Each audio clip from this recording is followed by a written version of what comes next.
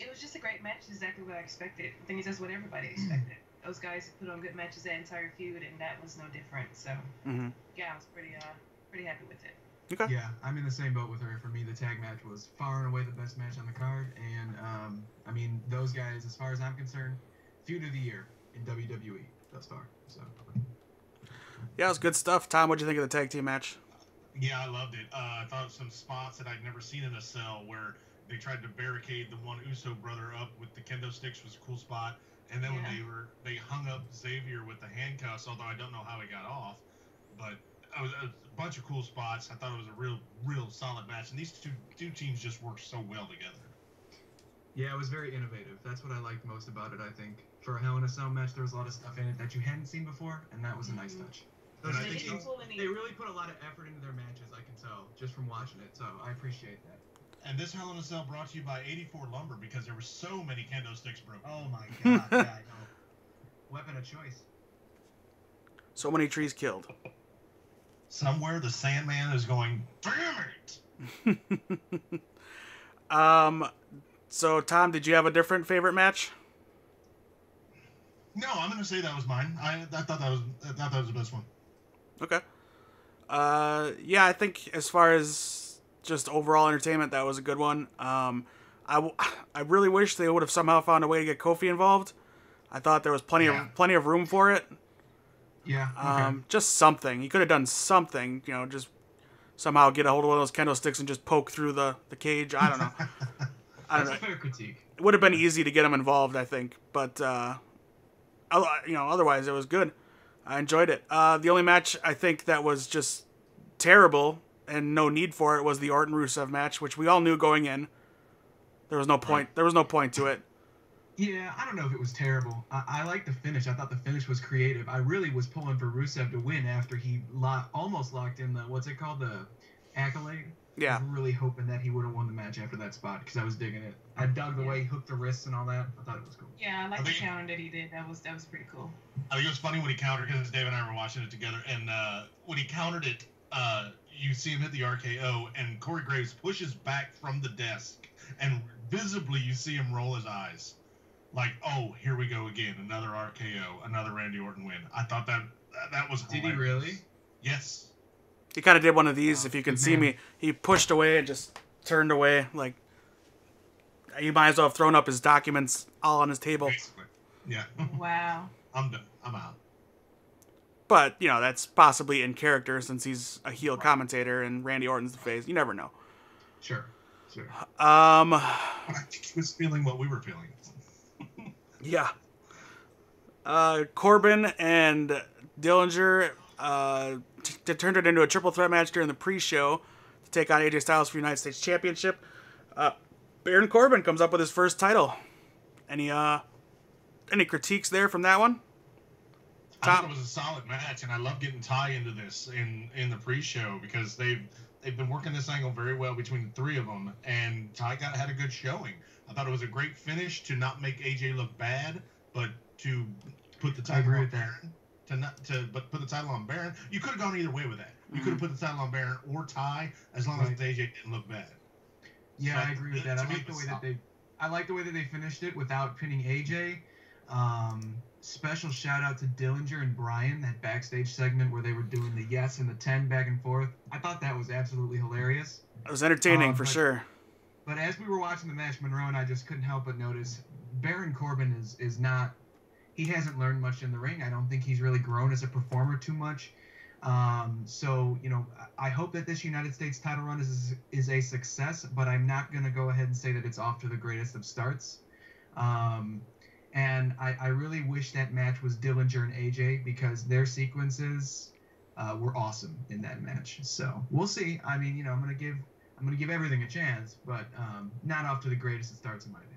I think actually he's going to do a great start because Baron Corbin has shown that he doesn't care about pins. He doesn't care about getting disqualified. He doesn't care about getting counted out. I think that benefits the champion in this case. So this could be a decent run for Corbin.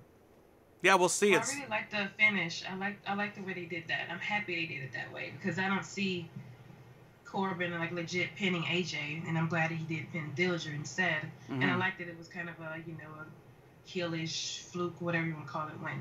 So I did like that. I don't like the fact that Corbin won. I'm sorry, I'm just not a fan. But I did like the match, and I did like the finish too. So. I think with Corbin winning, it gives way to let, obviously, AJ go on to other things. But it also gives way to let Ty get involved more on a one-on-one basis for this feud and let two guys kind of work, two fresh guys work for this title, which I'm cool. I'm cool with. With Ty and AJ, yeah, the chemistry's there. They work well together. It's obvious, but you can only do so much with that since they're both faces right now. Right. You can't really run a program with that unless one of them turns. And Ty's worked heel before, and it works out well. And AJ, we all know. But, you know, overall the match wasn't bad. I did like that they got Ty involved because why not? There's really no reason to not have him on this pay-per-view. So it worked out well, I thought. And, you know, regardless of whether I like Baron Corbin or not, I think a heel champion as U.S. champion is good for quite a few reasons. Again, freeing up AJ to either move on to back to the top of the card or, to other things. Who knows? We don't know yet. Maybe he starts his SmackDown branch of the club. We don't know. Sure. That was a joke. Yeah, I agree with you. Definitely. We talked about this during the show. I think Ty and AJ were really great back and forth with each other. So I'd like to see more of that. Yeah. And AJ was sounding like an MFer in that match. Holy cow. I mean, that guy takes back body drops like I've never seen in my entire life. I mean, just like 10 feet into the air, and then he lands and he just squirms. It's ridiculous. Best in the business. He puts everybody over. Yeah. Yes, he does. Moving on to the next match. It should be noted, too, if you're keeping track anywhere, no match was under 10 minutes. A couple close ones. The pre-show was the only one that was close to 10 minutes. Under 11, I should say. But Charlotte Flair versus Natalya for the SmackDown Women's Championship. I loved everything about this match. Charlotte won, which is fine. She won via DQ. She didn't look weak in the match. And Natalya came out looking like a good heel when typically she doesn't do too well as a heel. But she's actually using the arrogance angle the way it should be for her. So I enjoyed the match. I enjoyed the ending. I liked how she kept it going, and I expect that feud to continue. What about you guys? We'll start with you, Monroe.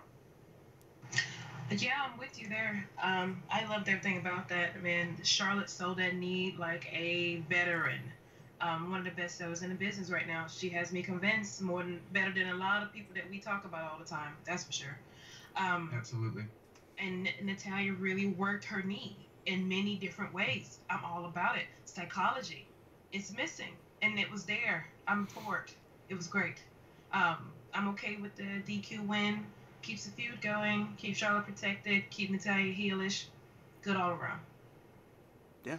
Yeah, I thought it was really solid. Great work from both ladies. Charlotte selling the knee. Charlotte hitting the moonsault. Everything about that was excellent. Kind of wish there would have been a finish to the match, but I get the DQ and I appreciate what it adds. So I thought it was solid. Sure. The show up to this point for me was really, really just solid across the board. Yes. Very happy with it. So. Absolutely. All right, Tom, women's match. I loved it. I'm with you. I thought top to bottom it was a great way to work a match. Charlotte sold the knee. The moonsault was a little scary because I don't think Natalya kind of caught her like she was supposed to, and it could have been a legit knee injury at that point. But the DQ, I am with you 100%. Natalya, to me, is supposed to be a heel, but she smiles. She does all this other stuff where she doesn't come off heelish. Yeah, she's got the arrogance, but to come out and be disqualified with that chair and to keep working the chair, yes, very good push on the heel Natalya.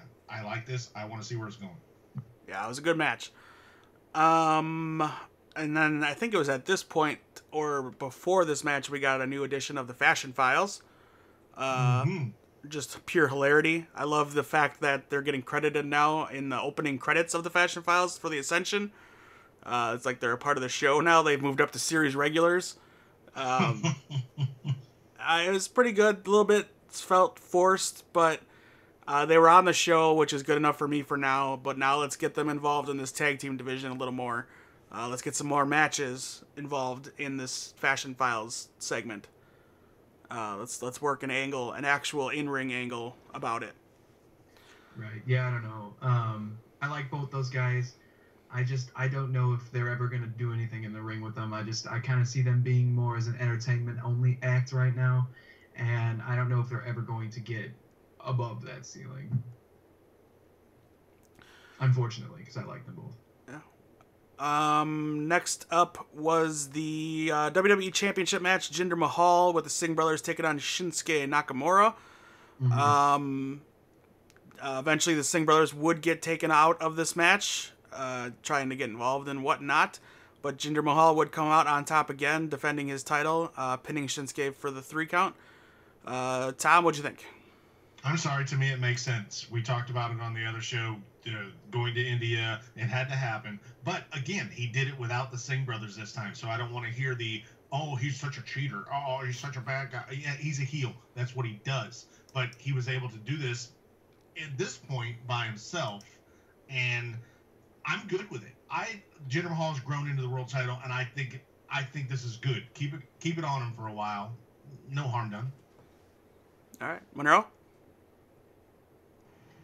Yeah, probably the opposite. Jinder winning took me out of this show for sure. I mean, I was kind of out of it already when Corbin won, but this really did it for me.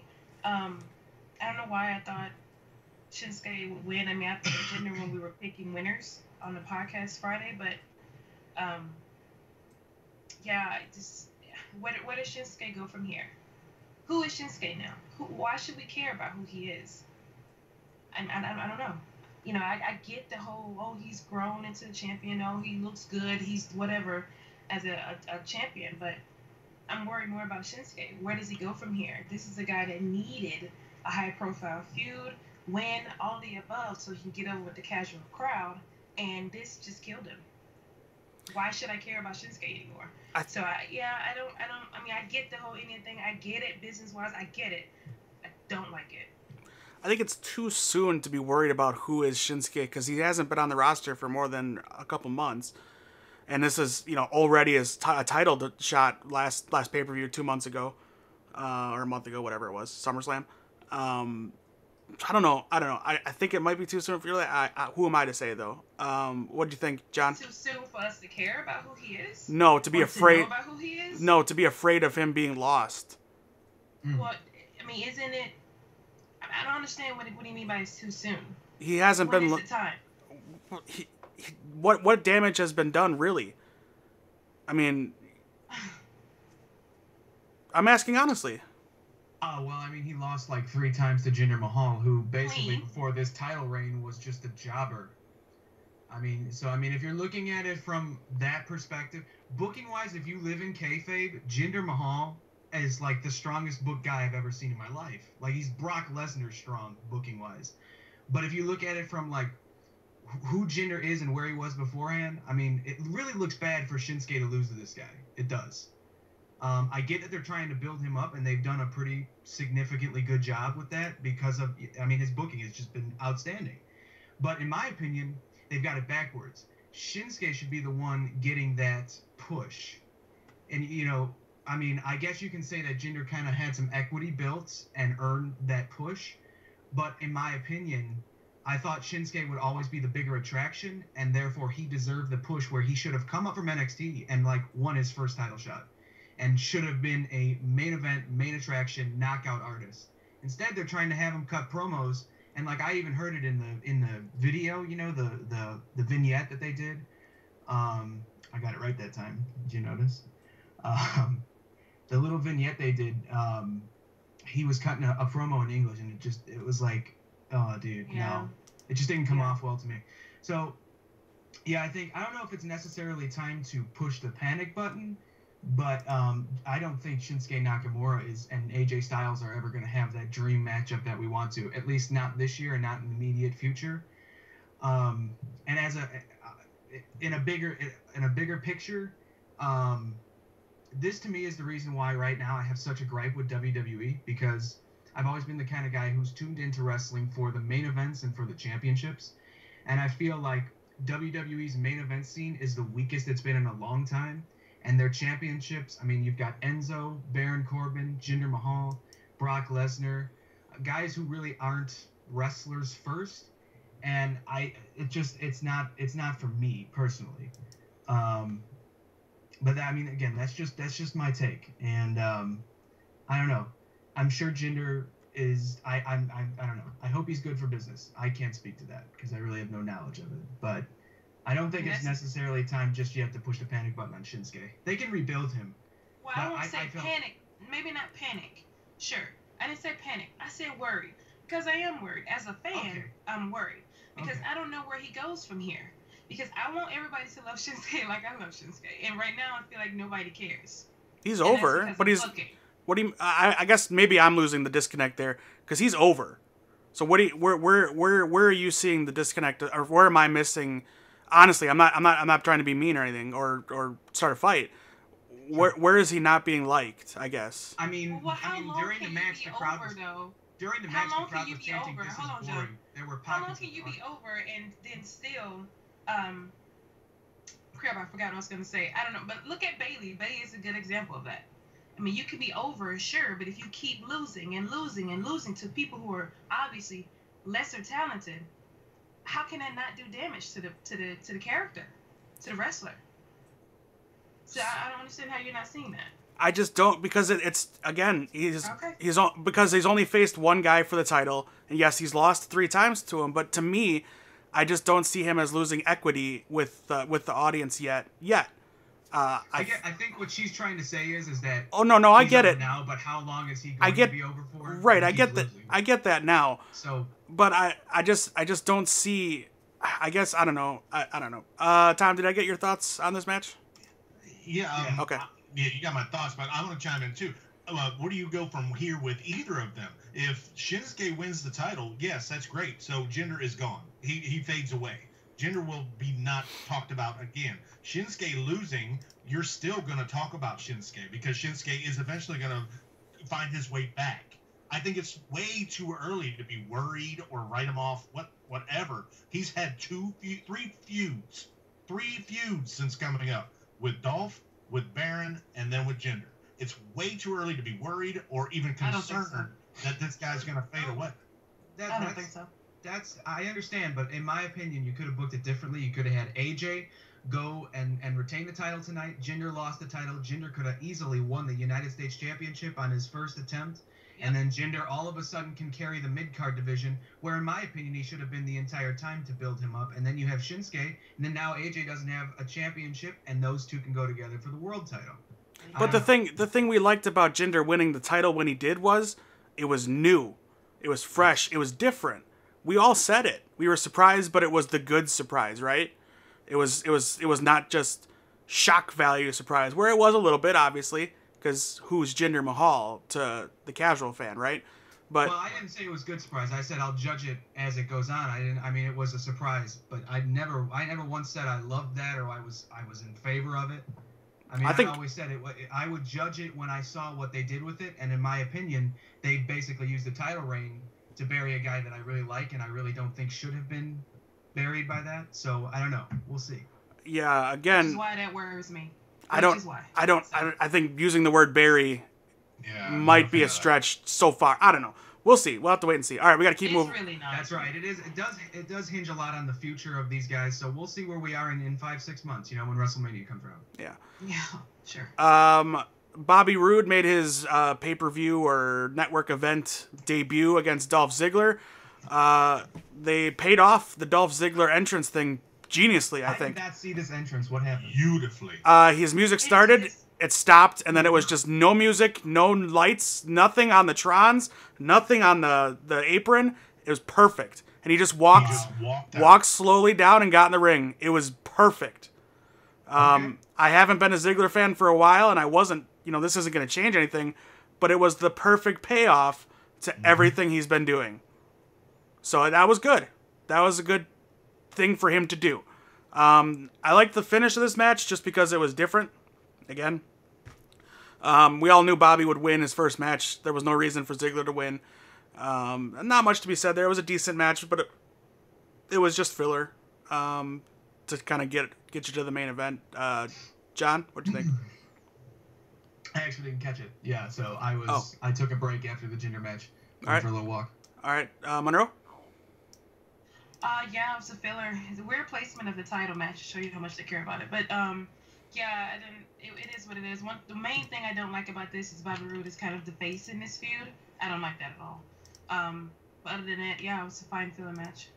Well, they said, and Tom and I talked about it, they said Bobby Roode was taking over Cena's spot on that roster, as far as, you know, the draw ability. And so I think that's why they put him as a face for now. Again, we got to wait and see where that goes. Tom, what'd you think? He's better as a heel, so. Yeah, I think he's better as a heel, too.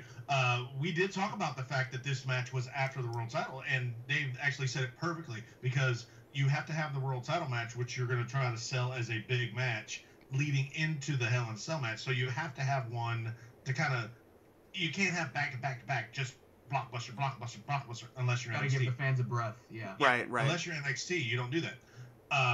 But I thought Bobby winning, and I think whatever announcer it was, we all predicted Bobby to win.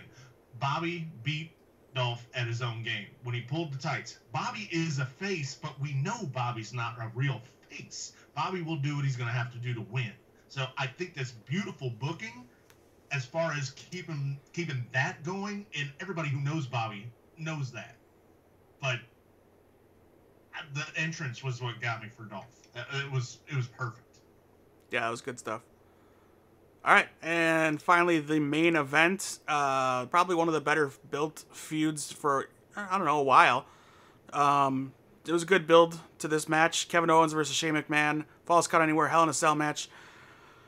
I don't like it when they go to the top of the cage, man. I get so much anxiety when they're up there because just so much can go wrong. And I enjoyed the match. Especially those powerbomb spots and stuff. Yeah. Dude, honestly, we were watching it together, and he was breathing hard. He was breathing hard up there, like he was up there. I didn't feel good. I wanted the match to be over for a lot of reasons, and one of it was for the safety of those two men. But I enjoyed the match. Let's hold out for the surprise moment for a moment and just talk about the match itself. What'd you think, John? Or we'll go Monroe first. I didn't really watch it, so yeah. I mean, I was never interested in the beginning, and I didn't care much for it. So. All right, John, did you watch? Yes, I did. What'd you think? As far as wrestling is concerned, it wasn't a great wrestling match. It had some cool spots, I guess, but as Shane McMahon's punches, sometimes it was like he was hitting the air, man. And so I don't know. I don't feel like they should have had really a wrestling match. It should have been mainly spots. I do think they did a good job of that. It wasn't terrible, but as far as like being a main event, I don't know how to feel about it. I guess I'm just kind of in the middle on it, to be honest. Again, there was a main event for, the Hell in a Cell portion of it. Well, oh yeah, I know. And then because of the feud itself. and the finish. And so I guess I have to say that overall it wasn't what I wanted as far as like a climax. I mean, the ending was it almost bridged, if you know what I mean. Like, I don't know if we ever got the true ending to this feud. I feel like now we have more coming at the end. So sure, but we'll get to it for sure. We'll see. Yeah, I think again this closed out the show for the reason of that finish. Right. Exactly. For sure. I totally get them starting and ending the show with a Hell in a Cell match. Start hot, finish hot. I don't like it. It diminishes the title. It's not like no this. one cares about it anyway, so. It's not like this is the first time or the first company to not book the title as the main event. Doesn't mean I like it. Okay. All right. Tom. I don't care. I don't care for 2 Hell in a Cell matches. I think it does kind of overdo it a little bit. I wish they'd just go with one big one. Just me personally. Mm-hmm. All right, Tom. What'd you think?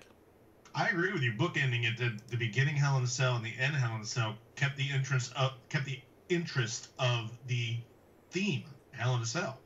You started with a great match, and I thought ended with a great match. John, it wasn't a wrestling match. This was supposed to be a fight. They weren't going to wrestle. You weren't going to see arm bars. You weren't going to see arm drags and takedowns. This was supposed to be a fight, and I thought we got a fight. And I'm with Dave. When they were up on top, every time they suplexed or powerbombed, everybody's like, "Oh my God, that cage is going to break. It's going to break. It's going to break every time." But the finish is, well, I don't want to spoil it. We'll talk about that at the end. But I thought it was a solid match that needed to be with these two guys who just wanted to beat the hell out of each other. Yeah. Fair enough. Yeah. I forget what I was going to say, but with the armbar comment, you dragged me into a Jericho thing. Okay, so yeah, the finish itself.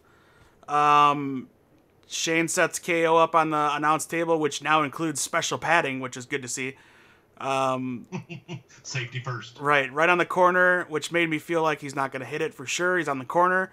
Shane climbs up to the top, and just before he leaps off, somebody in a hoodie pulls KO off the table. Be honest, did you see somebody pull him off before he fell? No, I did.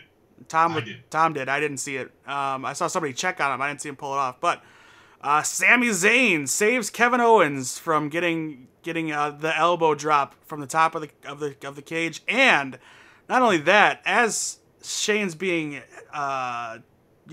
helped onto attended to and being strapped onto a board, he pulls everybody away, pushes the chubby EMT guy out of the way, and drops his buddy KO on top for the 1-2-3, forces the ref to count it. I think the best part of it is, one, did not see it coming. Two, Sammy selling, what did I just do? Like, almost like, what have I done? And the one word I had for it was, intrigue. Because I don't get it. And it's a good I don't get it, because where are they going to go with it? I mean, it could pay off pretty well. It could go nowhere. We never know. But what'd you think? Well, John, you saw it, so I'll start with you. Yes, intrigue, absolutely. Again, for me, I'm gonna judge it like a gender thing. For me, these are two guys who I've raved about El Generico and Kevin Steen, Kevin Owens and Sami Zayn. I love these guys. So to see them in a main event program is very rewarding and very satisfying. But for me, it's long term. I want this to matter long term. I spoke about it when I spoke about Kevin Owens in this match. I wanted this to be like a defining moment for Kevin Owens. And I can see how they're kind of maybe making this about Kevin and Sammy. What I don't want this to be about is, here comes Triple H now, and it's like Triple H and the McMahons versus the indie guys, and they beat on the indie guys. This has to be like the defining moment for two guys who have busted their butts to get to where they are. And I think they can do it. I like it. I want to see where they take it before I officially pass judgment on it. Mm-hmm. All right. You know what we're talking about, Monroe. What do you think about that reveal? I don't know if you saw that ending. Oh, she saw it. Yeah, I saw it. I don't really get it either. So I would definitely have to see where they go from here as to what they're going to do with this for me to make a judgment, because I really don't know what's going on. So. But did you like it at the time? Like, okay, like any kind of reaction? Surprised, yeah, sure. Yeah. Okay. Yeah, I mean, I didn't expect it, but I don't get it. All right. So I don't know. We'll see. Okay, Tom? I'm with you. Intrigued, because the Sammy part of it's boggling, and he did sell it like, oh, what have I just done? And he's over there, he's kind of jawing at Shane's kids as the show ends. We don't know where this is going to go, but I actually love it. I mean, John, I don't know where the Triple H thing comes in, because I don't see that happening at all. If Kevin would have won clean, I could have seen that happening. Okay. But I don't see the Triple H thing. I thought I had it in the back of my mind where Kevin wins, he's taking over SmackDown. Boom, here comes Triple H. But now I don't know now, because it wasn't clean.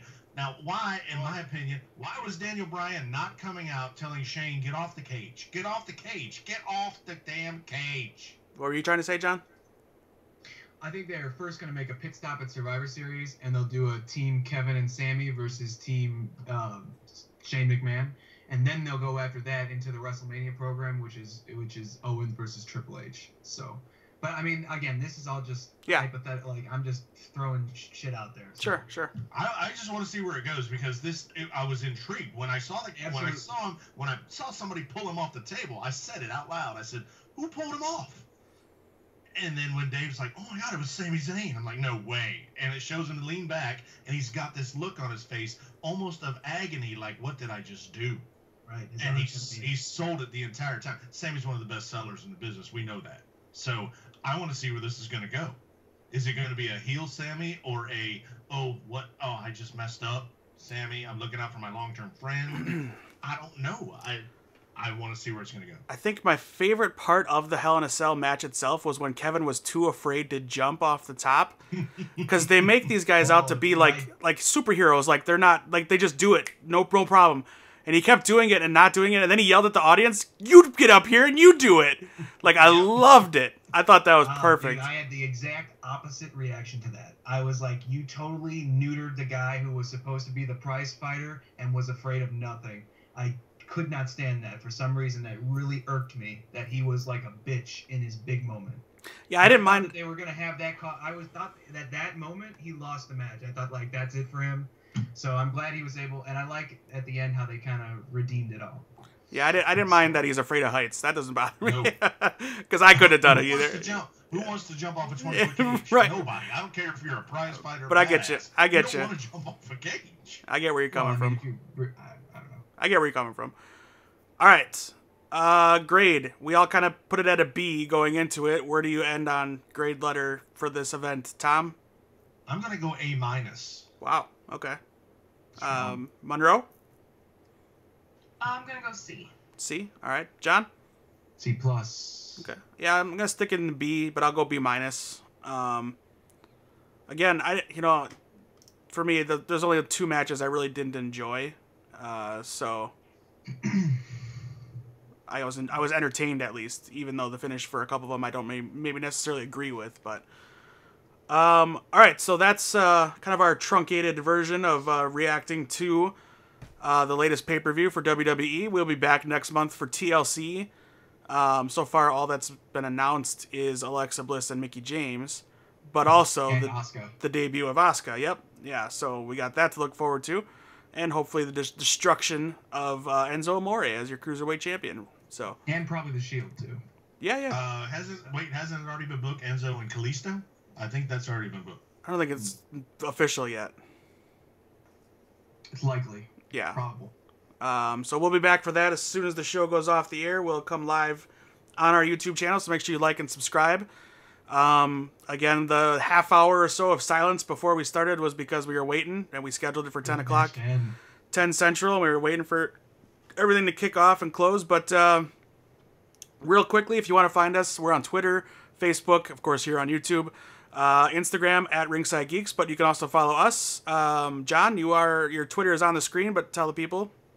I am at xjohnneave on Instagram and Twitter, JOHNNEAVE, and I will be live tweeting New Japan's King of Pro Wrestling event at 3 a.m. Central Time this morning. So subscribe to us on Twitter, and you'll get all of my tidbits. There you go. Hooray! There you go. Monroe.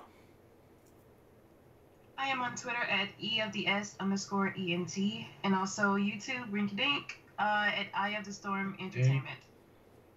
All right. Tom? I am Skids_World on Twitter. Don't forget about your your YouPorn channel. Oh. No. Shh, that's a secret channel, babe. Secret channel. And it's not Rinky Dink, right? No, it's Dilly Dilly. Dilly Dilly. God. Oh, boy. Oh, God. All right, we'll be back next month for one of these, and or next month, 2 weeks. We'll be back for TLC. We'll be back on Friday for a brand new episode of the podcast. He's going to throw up Kenny Omega. I'm going to throw up the Star Wars Porg, and that's the noise it makes. That's awesome. So there's that.